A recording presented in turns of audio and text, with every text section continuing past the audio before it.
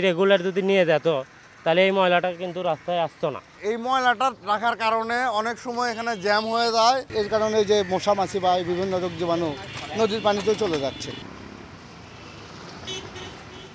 ময়লা আবর্জনা শহরে পরিণত হয়েছে বগুড়া পৌরসভা। খোদ পৌরসভার কর্মীরাই প্রতিদিন বাসাবাড়ি, সরকারি বেসরকারি অফিস আর হোটেল রেস্তোরাঁ থেকে সংগৃহীত বর্জ্য শহরের মূল সড়কের মাঝে ফেলে দেয়। সেখান থেকে কাককুকুর ও ছিন্নমূল মানুষ আবর্জনা ঘাটাঘাটি করে তা ছড়িয়ে দেয় আশপাশে।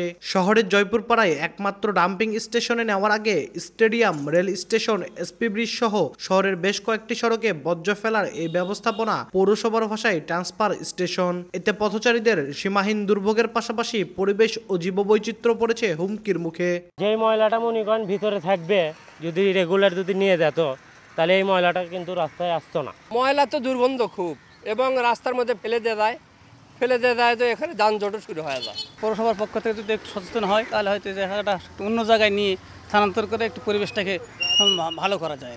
এখন জন্ম সনদ দিয়ে খোলো বিকাশ স্টুডেন্ট অ্যাকাউন্ট। নিজের বিকাশ নিজে কর। শুধু সড়কেই নয়, শহরের করতোয়া নদীর পাড়েও প্রতিনিয়ত ফেলা হচ্ছে ময়লা আবর্জনা। বৃষ্টির পানির সাথে তা মিশে যাচ্ছে নদীতে। এতে নদীর পানি দূষিত হওয়া সহ নাব্য হারাচ্ছে করতোয়া।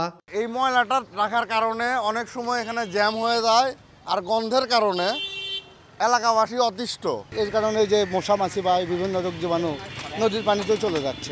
বর্জ্য ব্যবস্থাপনার এমন পরিবেশ দেখে উদ্বিগ্ন পরিবেশবিদরা।